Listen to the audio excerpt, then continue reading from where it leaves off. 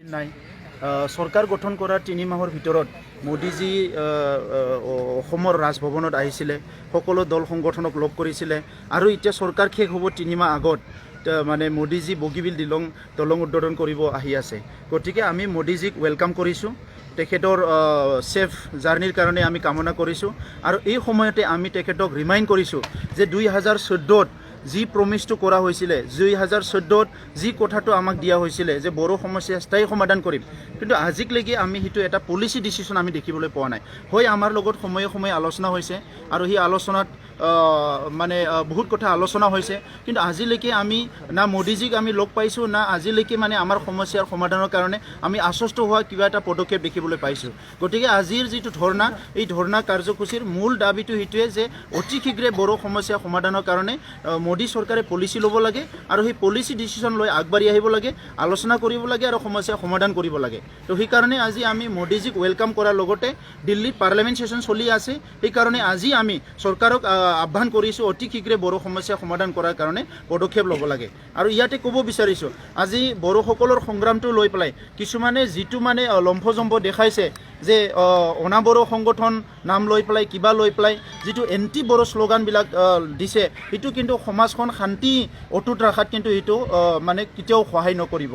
সেইকাৰণে আজি আমি স্পষ্ট কৰিব বিচাৰিছোঁ, আমি যিখিনি অসমীয়া ভাষা জানো সেইখিনি ভাষাৰে স্পষ্ট কৰিব বিচাৰিছোঁ, হিন্দী ইংলিছেৰে নহয়, যে আমি কোনো জাতি জনগোষ্ঠীৰ বিৰুদ্ধে কাম কৰা নাই। না আমি ৰাজবংশীৰ বিৰুদ্ধে কৰিছোঁ, না আমি মাইনৰিটিৰ বিৰুদ্ধে কৰিছোঁ, না আমি আদিবাসীৰ বিৰুদ্ধে কৰিছোঁ, কাৰো বিৰুদ্ধে আমি কাম কৰা নাই। হয়, এই অঞ্চলত কেতিয়াবা কোনোবা অস্ত্ৰধাৰীৰ কাৰণে কিছুমান সংঘৰ্ষ হৈছে, জীৱন যাব লগা হৈছে, সা সম্পত্তি নষ্ট হৈছে, ইয়াৰ কাৰণে আমিও দুখিত, আমাৰো ধ্বংস হৈছে। কিন্তু আজি যি কথাবিলাক সমাজ গঢ়াত সহায় নকৰে, যি কথাবিলাক সমাজখন আগুৱাই যোৱাত সহায় নকৰে, আমাৰ লগত যুঁজি পেলাই কি পাব, আমাক টাৰ্গেট কৰি পেলাই তেখেতসকলে কি পাব?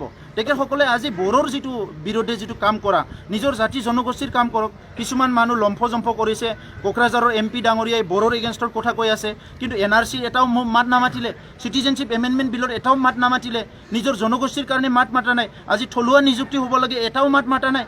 মানে 80% যে আজি মানে থলুৱাই মানে নিযুক্তি পাব লাগে, চেণ্ট্ৰেল ষ্টেট মানে বিভিন্ন আজি নিগাই নিকমৰ পৰা আদি কৰি বিভিন্ন ডিপাৰ্টমেণ্টবিলাকত, ইয়াত একো মাত মাতা নাই। চ' আজি যিটো বড়োবিলাকক টাৰ্গেট কৰি লৈছে, এইটো অসমত কোনোদিন শান্তি প্ৰতিষ্ঠা নকৰিব, বৰঞ্চ আমাক বড়োলেণ্ড আন্দোলনটো তীব্ৰৰ পৰা তীব্ৰতৰ কৰাতে সহায় কৰিব। তো সেইকাৰণে এই কথাবিলাক আমি আজি স্পষ্টকৈ কৈছোঁ যে অতি শীঘ্ৰে বড়ো সমস্যা সমাধান কৰিব লাগে, ভাৰতৰ এটা নতুন ৰাজ্য ইয়াত সৃষ্টি কৰিব লাগে। কাইলৈ মোদী আহি আছে, আপোনালোকে ধৰ্ণা কাৰ্যসূচীৰে ৱেলকাম কৰিলে?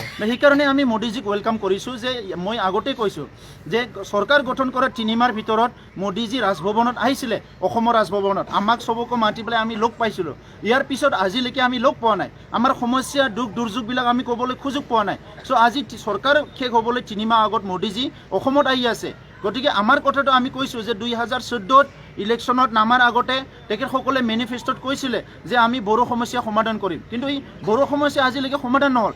বাকী জনগোষ্ঠী, বাকী জাতি গোষ্ঠীৰ কি হৈছে আমি নাজানো অসমত, কিন্তু আমাৰ কথাটো আমি কৈছোঁ যে মোদীজী যিহেতু আহি আছে আমি ৱেলকাম কৰিছোঁ। তেখেতে ছেফ জাৰ্নি, তেখেতে ভালে আহি পাওক অসমত, ভালে বগীবিল দলং মানে ইনাগুৰেট কৰক, সকলো আকাংক্ষা বগীবিল দলং, এই বগীবিল দলংটো ইনাগুৰেট কৰক, আমি চবে শুভকামনা দিছোঁ। কিন্তু ইয়াৰ লগতে বড়ো সমস্যা সমাধান কৰাৰ কাৰণে আমি দাবী জনাইছোঁ।